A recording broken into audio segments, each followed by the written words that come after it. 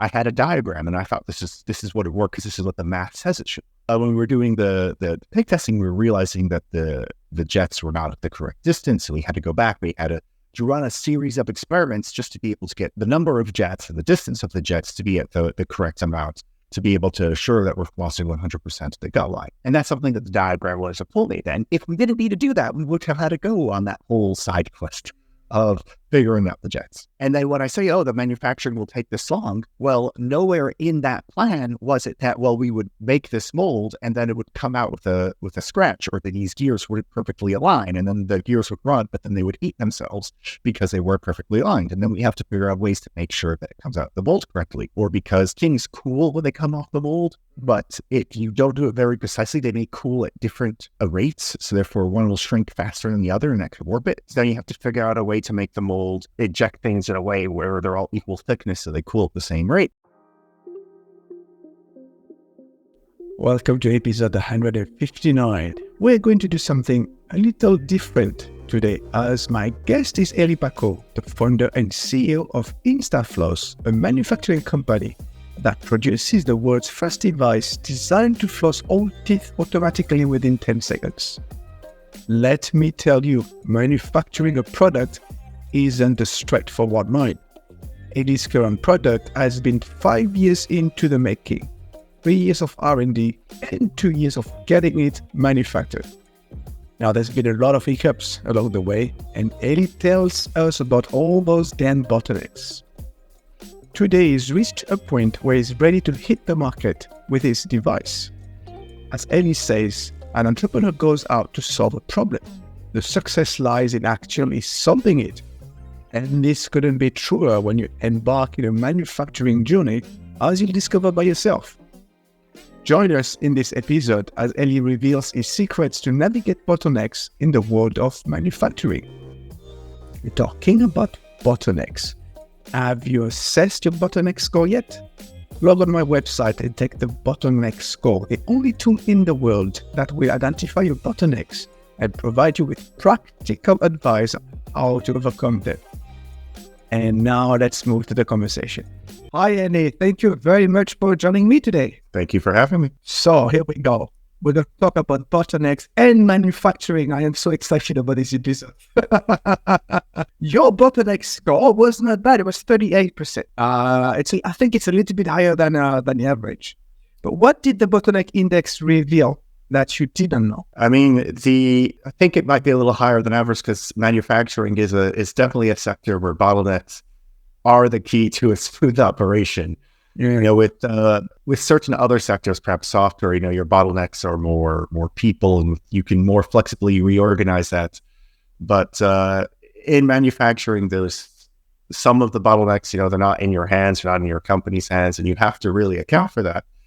But they can be a bit inflexible for when you encounter an issue. So I'm really, like I said, I'm really happy to talk to you because it's not every day that I get the chance to talk to an entrepreneur evolving in the manufacturing sector. Like you said yourself, it's a bit particular. But Instafloss isn't your first business. Because in 2011, you co-founded Singular Sound, which produces pedal-controlled drum machines, like something really specific.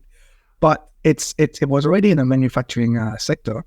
Mm-hmm. And I remember that you told me when we first met that it's been quite a journey in Instafloss, because in total, 5 years in the making, 3 out of those 5 years was in R&D, and 2 have been into getting manufactured. And now you're about to expedite your first orders, if I am correct. So tell us about this manufacturing journey, because I always talk to, stars and marketing people, funders. How is it so special? What makes it so special? Right. What makes it so special is because when you make a machine, when you're in the prototyping phase, when you're doing the 3 years of the scientific studies that we were doing, you are creating prototype parts, and you're doing this either with 3D printing, or you're cutting metal instead of molding it. But when you get to mass manufacturing, those methods that you use to create one thing are just not efficient to create 10 or 20 or 100,000 at a time. In order to create 100,000 at a time, you need to create molds that can just stamp this out much, much quicker. And so this process is, you've spent a lot of time inventing one machine, but when it goes to manufacturing, now you have to invent 30 machines to make it. So from an engineering standpoint, the design for manufacturing, or the engineering for manufacturing, can often be way more complicated than the prototyping of the device itself. And the more moving parts, and the more parts in general that your device has, especially moving parts that have to really fit perfectly, then mass manufacturing becomes more and more and more complicated. And in order to get there to mass manufacturing, you have to create these molds, but these molds are very, very expensive and very, very hard to change. And so if you create a mold and then you start producing something and you realize it's not coming out of the mold as you had anticipated for whatever reason, then that becomes a very complicated problem to solve. Why? Because you have to work in a way with what you've got, or so you have to think around the problem, or you have to spend a lot of money to change it. So if I get it correct, you have to manufacture the product, but to be able to do that, you have to manufacture the prototype, and then you have to manufacture the machines to build that will manufacture the product. Correct, yes. It's a bit crazy. yes. So honestly, the molds and the machines, they take a lot of engineering work to work correctly. And that's something that happens behind the scenes and most people don't see. They see a device, they say, wow, this device is so complicated, it's so complex, it works amazing. But what they don't necessarily see is the 50 devices that are required to make that device and all the thought that went into that. So that can be the whole world. Yeah. When I was 18-year-old, a long time ago, I did an internship into a cardboard manufacturing company. So, those cardboard, the shelf life is 1 day, maybe, once they are produced.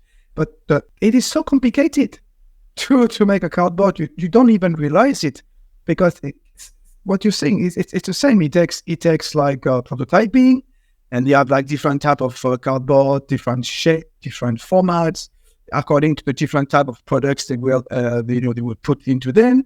And then you have a lot of different machines. And the journey to produce a cardboard is so complicated for a product that will last 1 day. And yeah, like you said, we don't realize that at all. 3 years of R&D, 2 years of getting manufactured. I mean, how do you live? What do you make sure? It must be expensive. Yes, it's very expensive. So luckily for Instafloss, we managed to raise money from investors. Yeah, which has been instrumental and necessary, because the molds themselves, just the machines, cost over $1 million, let alone all the parts, and then of course the engineering, it's everything. So investment has been crucial. That's one of the reasons why you may seek investment in this account. But another thing that we have been very fortunate to do is we pre-sold $2.7 million worth of Instafloss units to people who were so excited that they could get a device that could floss their teeth in 10 seconds. They were willing to put their money years in advance, saying, hey, I just want to be the first person to get it. Here's my money. Take my money. And that 2.7 million from them, in combination with the amount that we've raised from investors, has enabled us to go through the scientific testing phases, to go through the manufacturing, to order the parts, and now to deliver to initial pre-order customers. How do you convince people to buy something that doesn't exist yet? They don't give you money, essentially. Right. Well, they have to be excited. And so this is not something that would necessarily work for every product, because certain products, they may be very background, or, like for example, let's say you had a slightly better screw, or, something that is a business would use. A business is very unlikely to give you money years in advance for something that they can't test, and they can't hold and make sure it fits their requirements. But when you give people a value proposition, so in our case with Instafloss, it's like, hey, you want to floss, but you don't want to because it's painful, and because it takes so long, and because it's cumbersome, and when you do it, you're probably not doing it correctly. if we could solve all those problems for you with a device that could floss all your teeth in 10 seconds, would that be interesting to you? And would you want to be one of the first people to get it? And obviously not everyone is excited enough to put their money in advance, but enough people have been that we didn't need to raise as much money from investors as we otherwise would. Yeah, it's 2.7 million of pre-orders. It's pretty impressive. How much is a unit? So it's $199 for a unit. $199. So it's quite many per unit orders that you have. It's fascinating that for me that people would put money into a company that they don't know anything about. I mean, they must have the trust that you must have, or that they must put into you.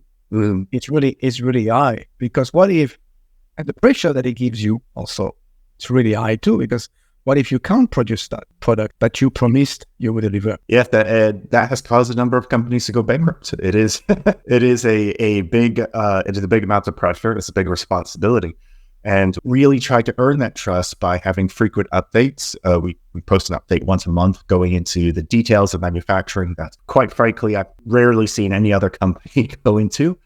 And also, we are very responsive to anybody who emails into us asking questions. We let them know what's going on. We show them everything.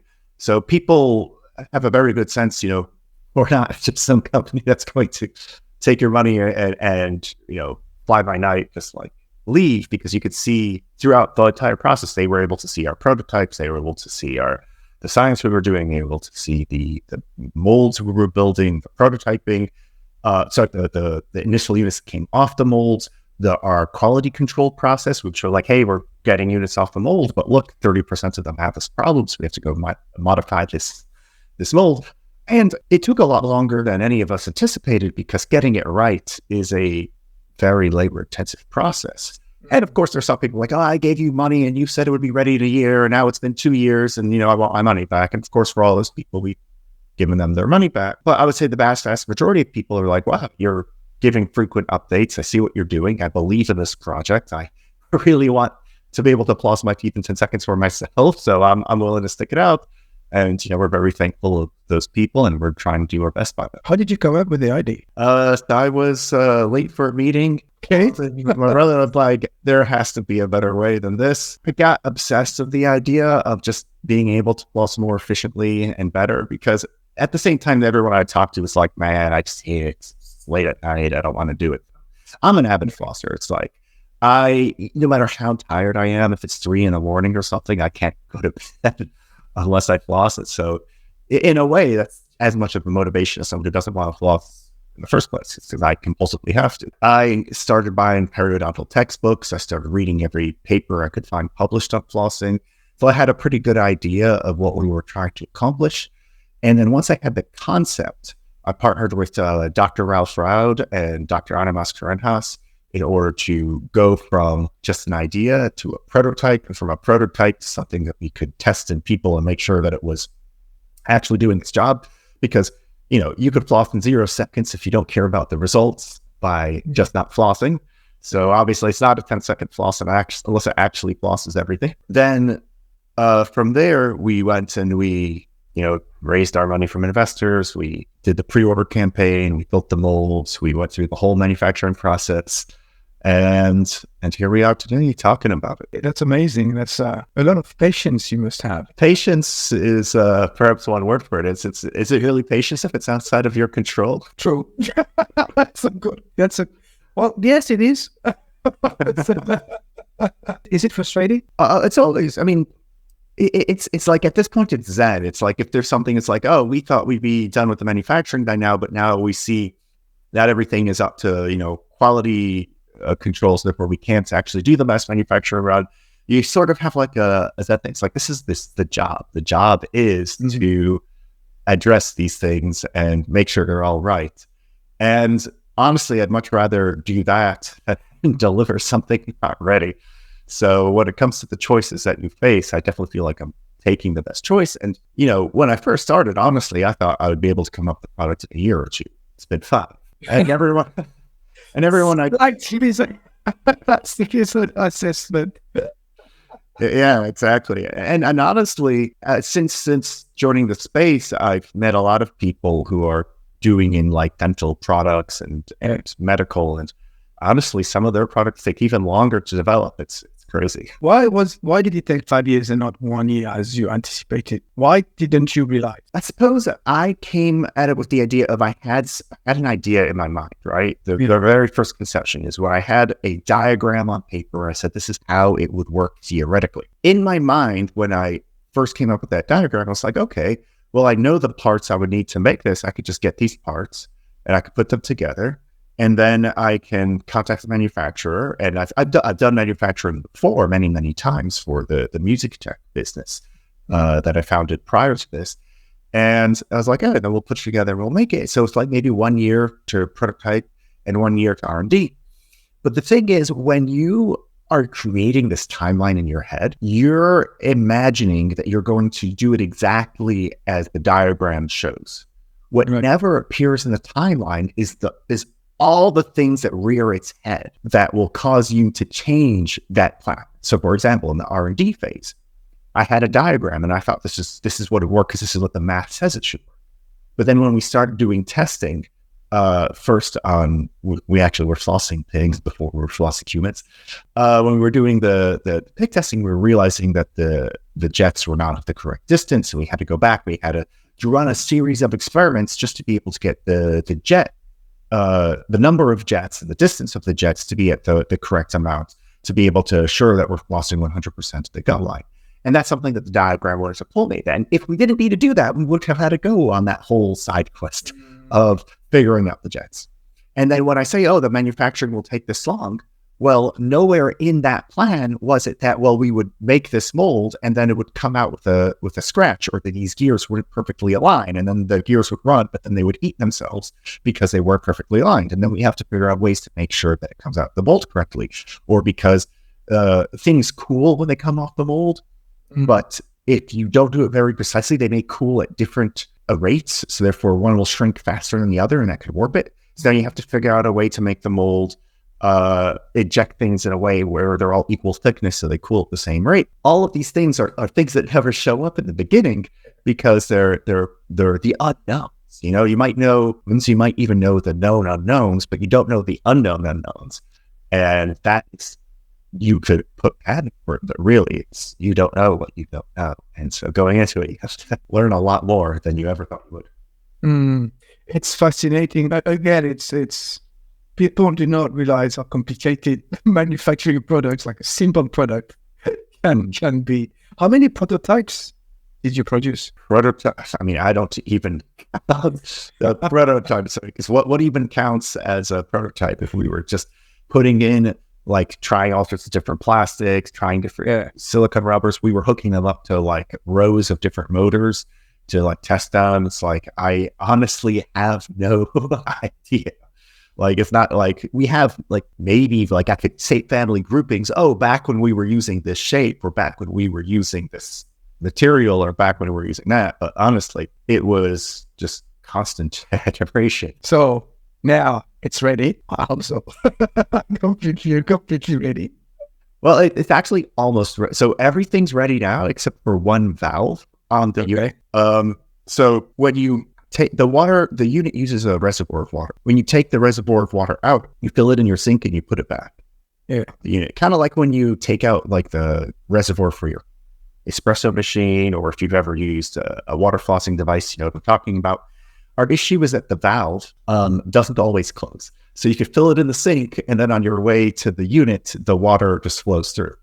So we have a completely new design for the valve. And once that design of the valve is ready, and this one's a lot more foolproof and everything like that, then we're going to be market ready. So depending on when this goes live, we either are almost ready or we're ready as it is. But we actually did a test because we had all those people who pre-ordered pre-ordered the device. And many of them were like, hey, I don't care if it's not 100% ready. As long as it flosses my teeth, I'm cool with it. And we're like, okay, well, we had everything done, but we only discovered the valve issue at the very end. So now we have to go change the mold. We have to get new parts. It's going to take months. Everything is ready to go. Everything is working except for this one valve. That's the bottleneck. And so you have two choices. You could either wait for the valve to be ready, and then we'll ship it to you. Or you can get the device now, and you can let us know what you think. And we actually had about 5,000 people say, you know what, just ship it to me right now. And that was actually really, really interesting to see. I'm very glad that they were willing to accept that as it is. Of course, we're going to ship them the version 2 of the valve, because it was very useful to get the customer feedback and see that, oh yes, people actually are liking the way it flosses, but there was like some aspect that wasn't showing up correctly for everyone, or a certain percentage of people were receiving the unit broken because, the packaging wasn't, even though we did all sorts of tests on the packaging, we must have missed, this part of the packaging wasn't protecting the device. And so we could strengthen that packaging. So when you do a smaller run, you're able to find a lot more things, 5,000 people receiving their units from UPS and FedEx chucking the unit over the fence is a very useful test to do. And so we're able to take that feedback and put it in. That being said, there still was a percentage of people who were like, yeah, send it to me even though the valve's not ready. And then they get it and they're like, hey, this valve isn't ready. Did you know? There's always that. Yeah, there's always that element of people, I don't know what it is, but they just they didn't read it or they didn't comprehend what they read. But still, overall, it was a very valuable experience. And once we're done with the valve version 2, we're going to be ready for a general market. I've been listening to you for 20 minutes now. What I hear between the lines is attention to details. I don't know if you agree with me, but talking about the valve, before that we were talking about the jet, the distance between the jets. Very high attention to details is required. And it depends on what constitutes a detail. You could say this is a detail. I would argue that it is an invaluable, crucial element of the customer experience. But like, for example, regarding the jets, yes, how far apart the jets are is a very minutely measured thing. However, how effective the floss is, that's not a detail. That's the fundamental, value proposition of the product. However, to have that fundamental value of the fact that it can do this flossing requires you to know what your jet angles are, how far apart they are, and are you covering 100% of the gum line? If you cover 80% of the gum line, even if you have amazing cleaning, you are only going to be at best 80% effective. So is making sure that you get all the way to 100% of the gum line a detail, or is it a crucial element of what the product is trying to do? I would argue that it's crucial. In the same way that a person who is trying to hang a picture on a wall, a little nail in the wall might be a very, very tiny thing, but without it, the photo is not going to hang on that wall. Fair enough. Okay. I'm convinced. I know, like I said, it's really fascinating to hear all the what's going on in the back, in the back office, things that people don't see and have no idea about, except that you were documenting the process, which is always very interesting. To be honest, I don't know how many people actually read it in detail. Did you invite the National Geographic cameras? They have like some reports or programs about how to do stuff. It would be an absolute honor if David Attenborough would narrate my day. Honestly, I can't think of anything better. I understand. So let's switch gear a little bit. Let's talk about you there and your entrepreneurship journey. Why did you become an entrepreneur? Because I see problems and I want to fix them. I feel like an inventor is someone who tries to solve a problem with a device. Yeah. And I am constantly thinking about, wow, this could really be better if we just did X, Y, or Z. My only regret, I don't know if regret is the right word, but my frustration is that I just can't do them all. I would love to just do them all. Copy myself 10,000 times or get 10,000 times more investment and, have teams of people and just work on idea after idea. But, you have to choose the ones that have the biggest impact and which ones are worth actually chasing. It's your efficiency sometimes is not just based on what you do, but what you don't do. And, as much as I would love to pursue certain mechanical devices that I feel I would love, I know that nobody else would love them and therefore just wouldn't be the best use of mine or anyone else's time. Yeah, but you could have, come up with a design for a particular product, invention of yours, and bring it to someone else. So, sort of. So yes, we could make the design. I have a journal filled with designs, 99% of which I will never do. the idea itself is not very valuable in the marketplace, either from a labor or from a legal standpoint. If you thought of it first, it doesn't give you any rights. Now, if you thought of it and you patented it and you got a granted patent and your patent was broad, then you could be able to try to enforce that. That is a very expensive process. Like, if you're trying to enforce your patents, you need a minimum of $500,000 minimum. I was talking to this guy. You could actually look him up. He'd probably be a phenomenal person for your show. And Josh the Balloon Guy, he created a device that filled up like 20 water balloons at once, makes parties faster. And this company came and they completely ripped him off, and he had to defend his patent. And it was the As Seen on TV people. The As Seen on TV brand? Yeah. So yeah, they're famous for ripping people off. And so they ripped off his invention and they came out with this thing, and he spent $20 million fighting them and eventually won. But if you're a big corporation, deep pockets, you could just throw money at it to, delay and put, motions that are just shy of frivolous. And so, you only have as much justice as you can afford. So just having the idea and the diagram is absolutely useless. Having the idea, the diagram, and the patent could be useful if you also have millions of dollars to enforce it. How are you going to have millions of dollars to enforce it if it's not even part of your business? So just doing the idea and licensing the patent is works for very, very few people. The only people who it probably works for is patent trolls. And the reason it works for patent trolls is because they have a ton of money to just, go around kind of bully people with that stick. So it gives you an idea of how the system works. So there might be a path forward if you're just an idea guy without the ability to build stuff. But I would argue that if you don't actually have the ability to build it, then your idea probably isn't as thorough as you think. There's a lot of details that go into making your idea work. If you're like, okay, this thing does this, but magic happens between point A and point B, you don't really have a fleshed out idea if you can't truly build it. And not only build it, but manufacture it. Because I know people who have had great ideas, great patents, great prototypes, and the prototypes really worked. But crucially, their prototypes were not mass manufacturable. They were only able to be 3D printed or built by hand in a particular way, or various things that would make it expensive. And so while the people love the prototype, when they try to go to mass market, suddenly it's 10 times more expensive. And you have $1,000 solution to a $100 problem, and their business went bankrupt. So not only do you have to have the idea and the patent and the ability to make it and prototype it, you have to actually know that your device is mass manufacturable.